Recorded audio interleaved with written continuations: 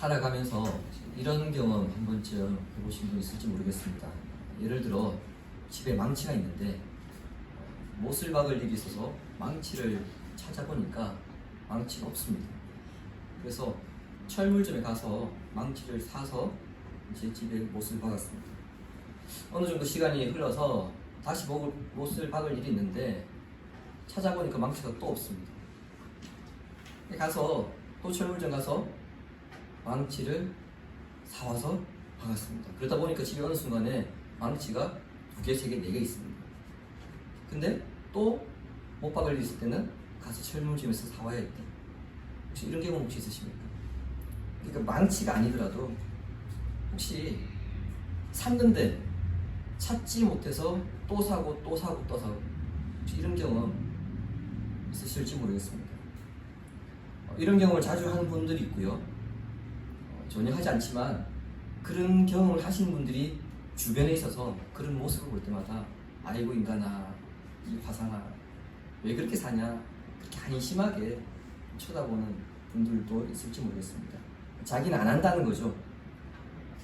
샀던 것을 사고 또 사고 하는 사람과 한 번 사면 두고 쓰는 사람, 차이가 있습니다. 어떤 차이겠습니까? 정리에 있습니다. 아무리 많은 것을 가지고 있더라도 그것이 정리되지 않으면 결국에는 가지지 않은 것과 다를 바 없습니다. 신앙도 이와 같습니다. 오랜 시간 우리가 신앙생활을 하면서 설교와 성경 공부 또는 개인 큐티나 성도들 간의 교제를 통해서 성경에서 가르치고 있는 내용들에 대해서 듣고 배우게 됩니다. 성경에서 말씀하고 있는 것이 무엇이며 구원이 무엇이고 영생이 무엇인지 그리고 은사, 직분 이런 것들에 대해서 우리가 듣고 배우게 됩니다. 문제는 이런 주제들을 우리가 많이 듣습니다만 이런 주제들이 머릿속에서 하나하나 체계적으로 정립되어 있지 않으면 마치 망치를 찾지 못해서 망치를 써야 할 때 망치를 사러 가야 하는 것처럼 신앙에 방황을 한다든지 또는 잘못된 신앙생활을 할 수 있습니다. 그러므로 배운 말씀들을 머릿속에서 체계적으로 잘 정리하는 것이 필요합니다. 그런 차원에서 오늘 말씀은 대단히 중요합니다. 본문은 사도 바울의 3차 전도 여행에 관한 기록입니다만 특별히 오늘 본문은 성령론에 대해서 가르치고 있습니다. 짧은 시간이지만 성령론을 정립하시고 자신의 신앙생활에 기쁨과 감사함이 넘치는 계기가 되기를 바랍니다. 본문 19장 1절은 18장 22절, 23절과 연결시켜서 보아야 합니다. 바울이 고린도에서 1년 6개월간의 복음 사역을 마치고 자신의 서문을 마무리하기 위해 겐그레아에서 머리카락을 자른 후 배를 타고 에베소로 갔다가 거기에서 다시 가이사랴에 도착해서 예루살렘에 올라가 교회 형제들 만납니다. 그 후 바울은 자신이 처음 선교사로 파송받았던 안디옥으로 되돌아간 후 다시 3차 전도 여행을 떠납니다. 이 과정에서 바울은 지도해 보시는 것처럼 1차 전도 여행 지역인 지금의 터키 남부 산악지대 갈라디아와 부르기아 지역을 통과해서 거쳐서 에베소에 도착하게 됩니다. 이러한 배경에서 본문 1절이 시작됩니다. 바울이 에베소에서 예루살렘에 가기 위해 가이사랴에 떠난 후에 그 에베소에 아볼로가 도착하였습니다. 지난주 본문이었죠. 그리고 아굴라 부부는 아볼로가 알지 못했던 예수가 그리스도이시다 이 사실에 대해서 자세하게 설명을 해주었습니다. 그 아볼로는 바울이 떠난 자리인 고린도로 가서 그 고린도 교회 형제들에게 그리고 또 거기에 있는 유대인들에게 예수가 그리스도시라고 하는 진리를 선포합니다. 그리고 계속해서 유대인들과 논쟁해 나갑니다. 그 사이에 3차 전도 여행을 시작한 바울이 에베소에 도착했는데 1절에는 바울이 어떤 제자들을 만났다 그렇게 소개하고 있습니다. 어떤 제자들이라고 하니까 일반적으로 예수 믿는 사람들 가운데 어떤 사람들 그렇게 생각할 수 있습니다만 헬라어 성경에는 이 어떤 제자들이 예수님을 따르는 사람이 아니다, 이것을 분명하게 밝히고 있습니다. 오늘 본문이 기록된 사도행전을 기록한 저자가 누구인지 여러분 아시죠? 누가입니다. 누가 복음도 같이 썼죠. 근데 누가가 누가복음과 사도행전에서 예수님을 따르는 제자들을 가르칠 때는요, 정관사를 붙였습니다. 한글 성경에는 이제 관사 표식이 없다 보니까 알 수가 없는데, 헬라어 성경에는 예수님을 따르는 제자들에는 그 앞에 반드시 정관사를 붙였습니다. 그런데 오늘 본문에는 어떤 제자들 여기에 정관사를 붙인 것이 아니라 인칭 대명사를 붙였습니다. 그러니까 이 제자들은 적어도 예수님을 따르는 사람들은 아니었다는 거예요. 그렇다면 이 제자들은 누구인가? 이것을 생각하지 않을 수 없는데, 이 사람들이 누구인가 하는 것이 오늘 본문을 이해하는데 대단히 중요합니다. 누가는 이 제자들의 정체에 대해서 이렇게 소개합니다. 본문 2절 3절을 다시 보시기 바랍니다. 이르되 너희가 믿을 때에 성령을 받았느냐? 이르되 아니라 우리는 성령의 계심도 듣지 못하였노라. 바울이 이르되 그러면 너희가 무슨 세례를 받았느냐? 대답하되 요한의 세례니라. 이 제자들의 대답을 통해서 우리는 두 가지 사실을 확인할 수 있습니다. 하나는 성령을 모른다는 것이고요, 다른 하나는 세례를 받긴 받았는데 세례 요한의 세례를 받았다는 겁니다. 근데 이 두 가지 사실을 통해서 여러분 충격적인 장면이 여기에 우리가 있는 것을 보게 되는데, 혹시 찾으셨습니까? 성령의 존재를 모른다는 점입니다. 이게 굉장히 충격적인 장면입니다. 7절에 의하면 이 제자들의 숫자가 모두 12명이거든요. 근데 이 사람들이, 이 12명이 만일 유대인들이라고 한다면 구약에서 이미 성령의 활동에 대해서 많이 언급하고 있기 때문에 성령에 대해서 모른다는 그 자체가 충격이라는 겁니다. 만일 유대인이 아닌 일반 이방인이 세례 요한의 세례를 받았다 하더라도 세례 요한의 세례를 받았다는 것은 세례 요한의 가르침을 받은 제자들로부터 세례를 받았다는 것이거든요.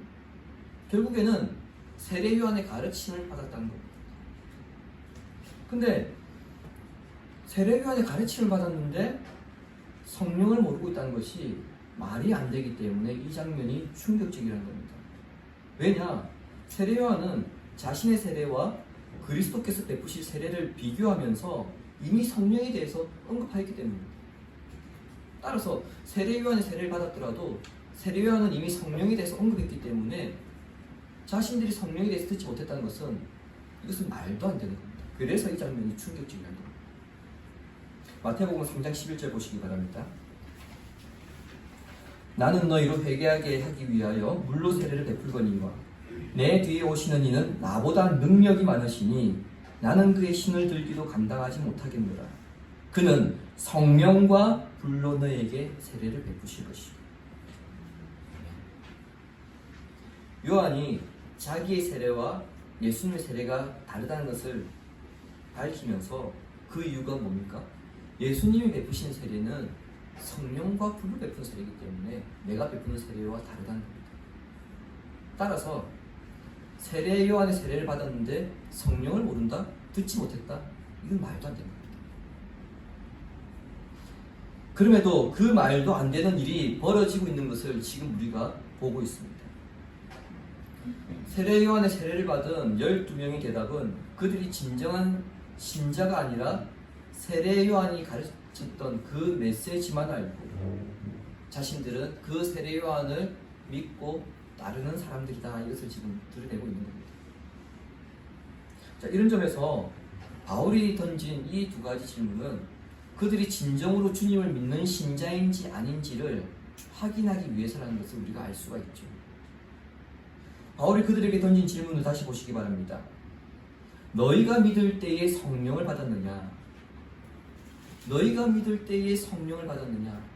이 질문은 순복음 교회가 속한 오순절 신학과 우리 교회가 속한 장로교 신학에서 성령에 대한 이해를 근본적으로 나뉘게 한 구절입니다. 이 구절. 오순절 신학에서는요, 이 부분을 너희가 믿은 후에 성령을 받았느냐 이렇게 해석합니다. 너희가 믿은 후에 성령을 받았느냐. 자, 그러면은 성령 받기 이전에 뭐가 있어야 됩니까? 믿음이라는 게 먼저 있어야 되는 것이죠. 즉 믿음과 성령의 임재를 분리시키는 겁니다. 여러분들도 그런 경험이 있을 텐데요. 모태신앙이든 아니면 불신 상태에 있다가 교회에 와서 예수를 믿게 되었던, 처음에는 대부분의 성도들이 신앙생활 할 때 어떻습니까? 뜨겁습니까? 그런 분들 잘 찾아보기 힘듭니다. 거의 처음에는 좀 밋밋하게 그렇게 신앙생활 하죠. 근데 어느 날 갑자기 가슴이 뜨거워지고, 그리고 말씀이 믿어지고, 이제 내가 정말 한번 믿어봐야 되겠다 하는 열정이 생겼던 그런 경험이 있을 겁니다. 자, 이런 현상을요, 오순절 신학에서는 성령 세례라고 합니다. 이런 상황이 생길 때에 성령 세례 받았다 이렇게 이야기합니다.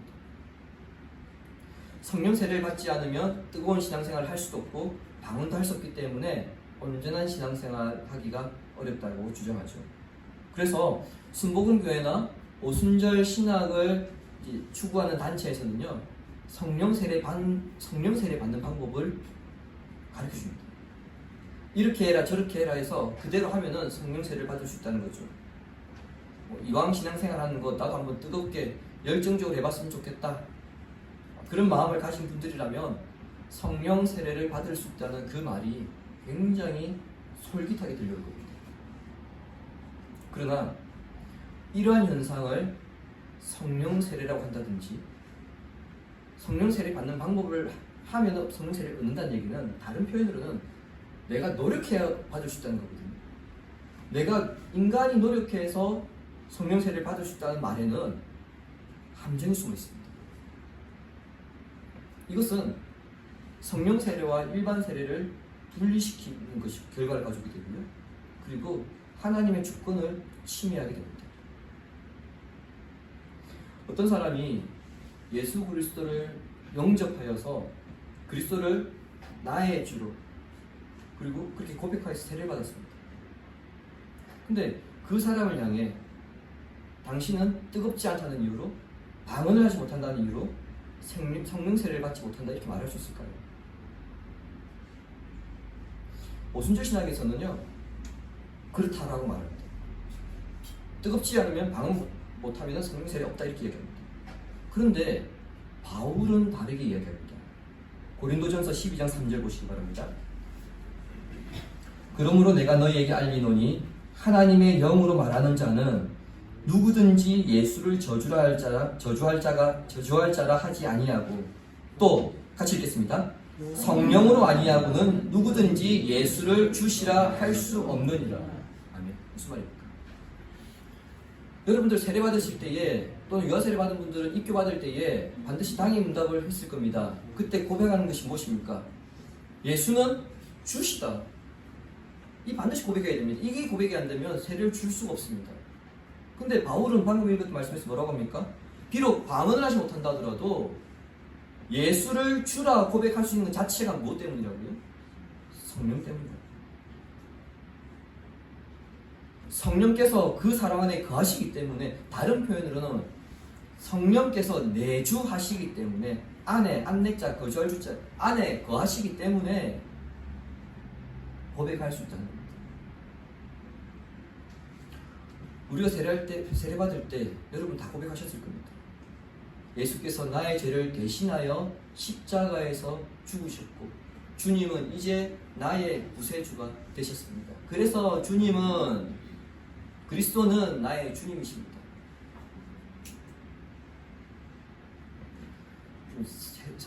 성령께서 우리와 함께 하셔야, 다른 표현으로는 내주하셔야 이 고백이 나올 수 있습니다.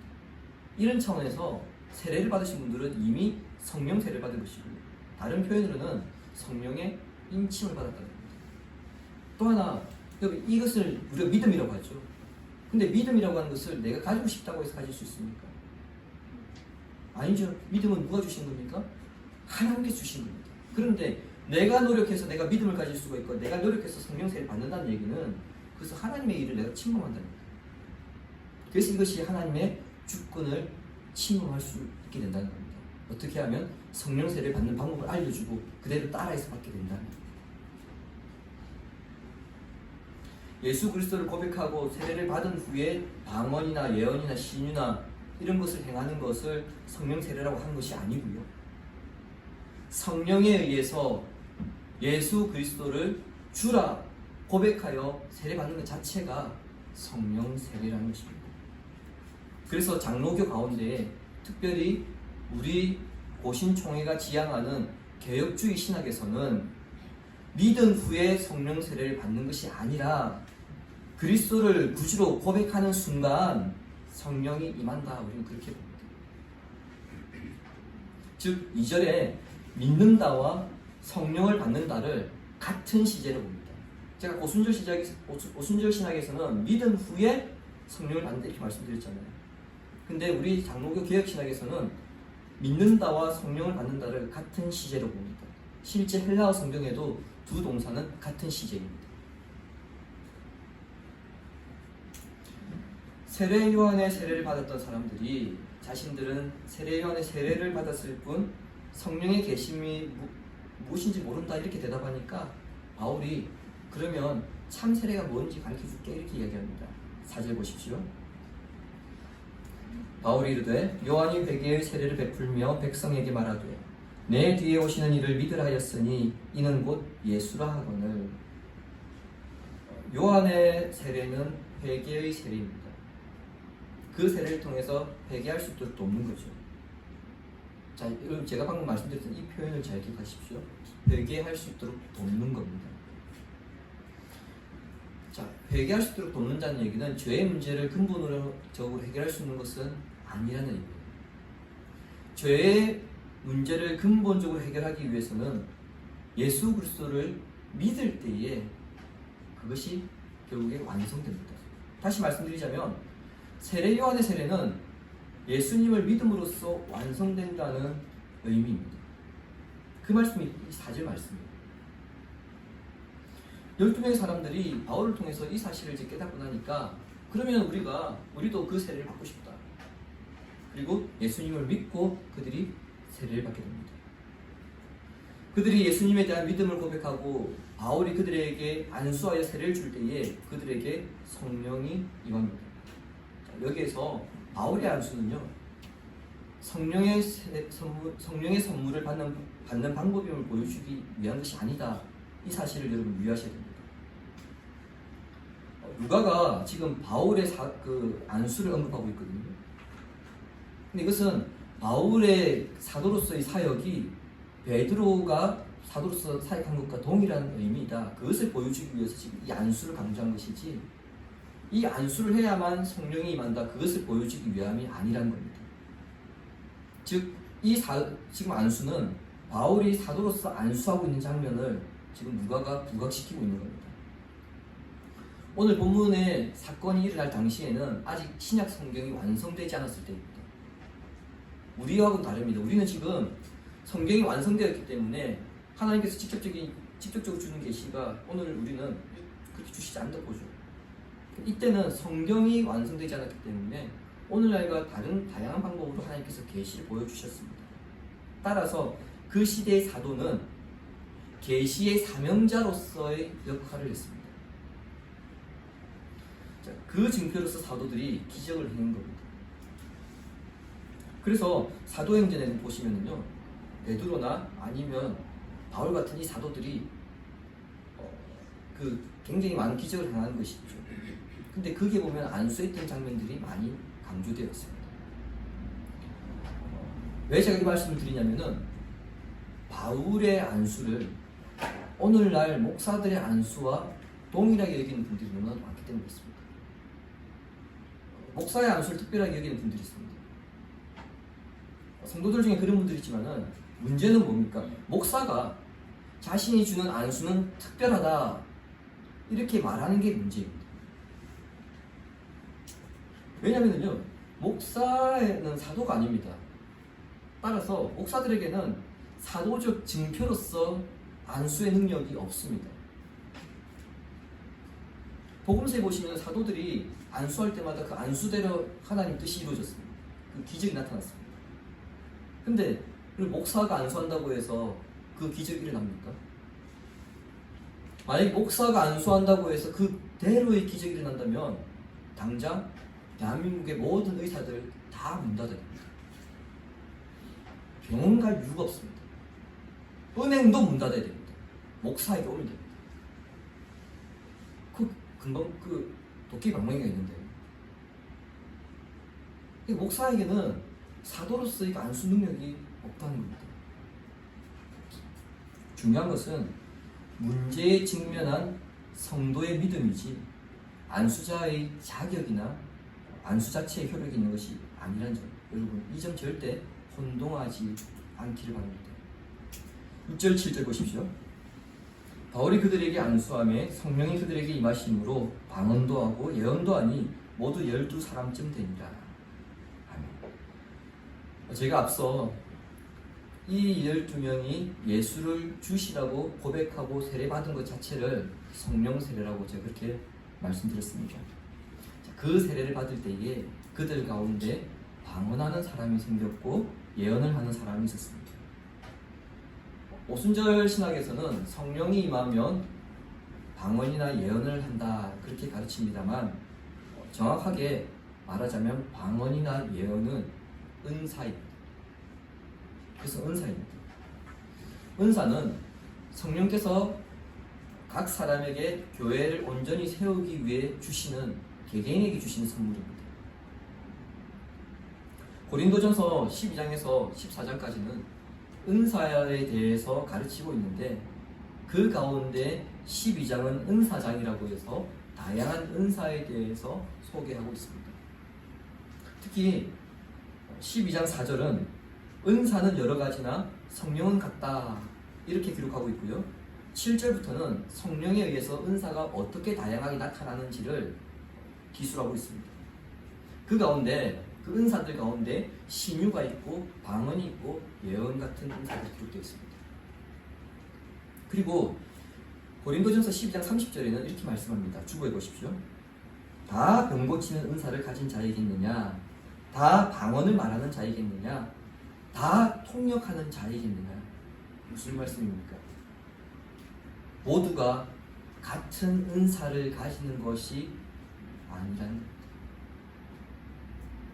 오순절 신학에서는 방언을 굉장히 강조합니다. 방언 은사를. 그런데 여러분 고린도전서 14장을 보시면은 은사를 사모하되 특별히 어떤 은사? 예언을 사모하라고 합니다. 방언이 아니고요, 예언입니다. 왜겠습니까?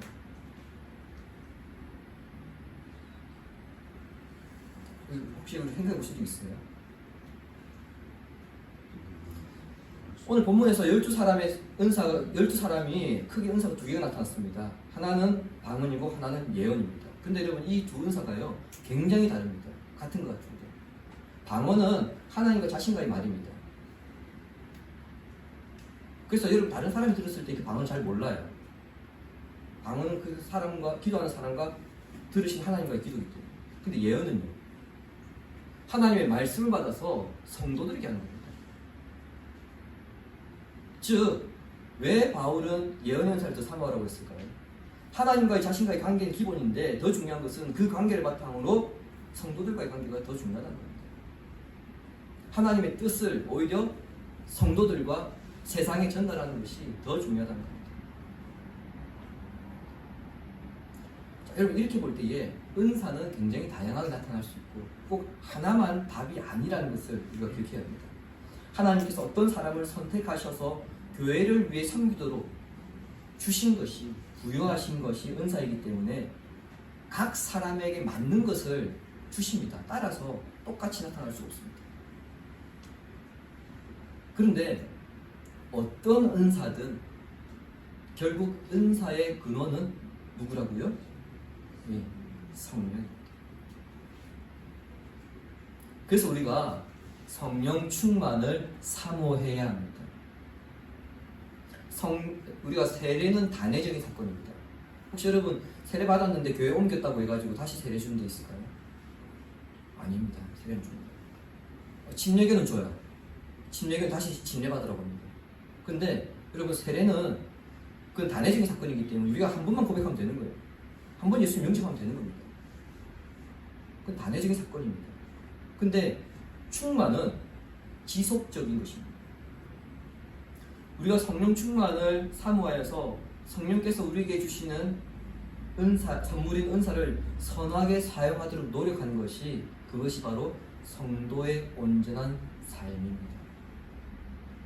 따라서 성령 충만하지 않고서는 우리가 하나님의 영광스러운 교회와 나라를 세워가는 일에 부름받은 목적대로 쓰임받을 수 없습니다.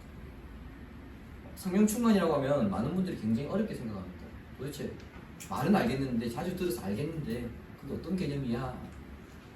이렇게 생각하시는 분들이 있는데, 성령 충만은 쉽게 표현하자면 나의 생각과 삶이 성령님으로 변화되고 그 변화된 삶을 지속적으로 살아가는 것, 이것을 성령 충만이라고 합니다. 성령 충만을 가장 쉽게 이해하도록 표현한 성경 구절이 있습니다. 에베소서 5장 18절 같이 읽겠습니다. 술 취하지 말라. 이는 방탕한 것이니 오직 성령의 충만함을 받으라. 아멘. 이 구절이 성령 충만을 가장 쉽게 이해하는 구절입니다.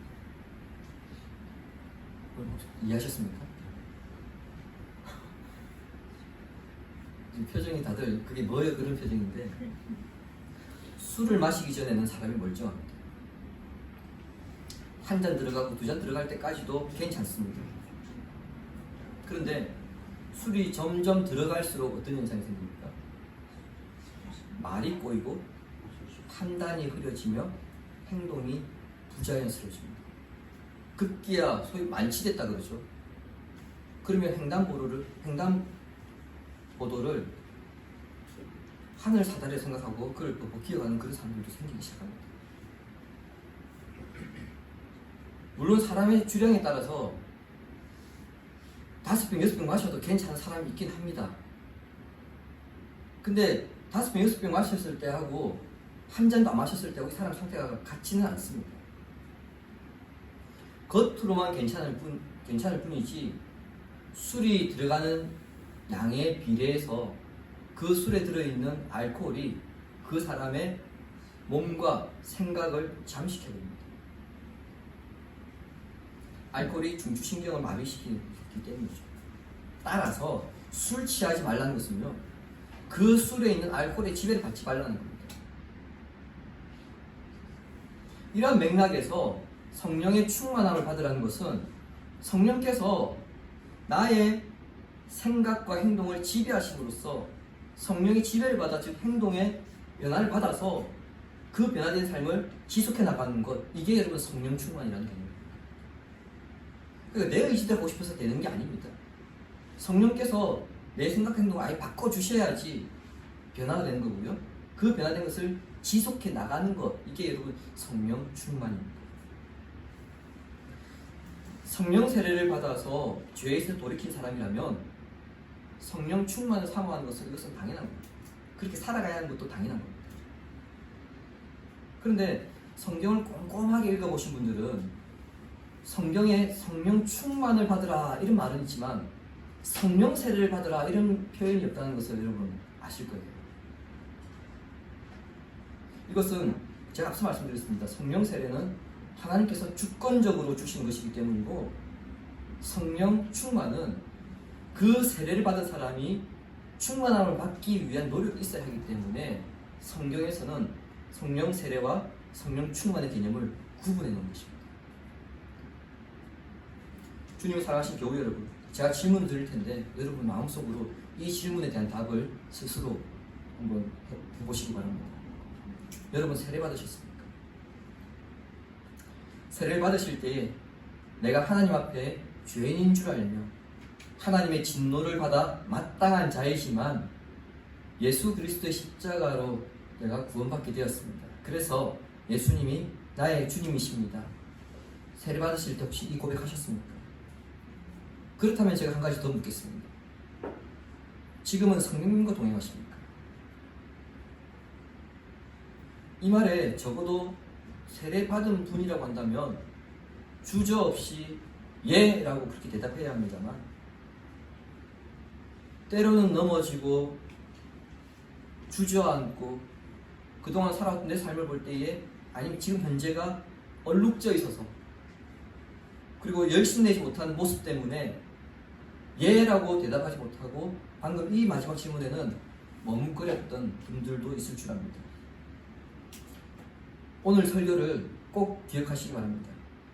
적어도 우리가 마음으로 믿고 입으로 시인하여 예수가 주다 이렇게 우리가 고백하였다면 여러분은 이미 성령 세례를 받으신 분이고 성령께서 여러분 안에 내주하십니다.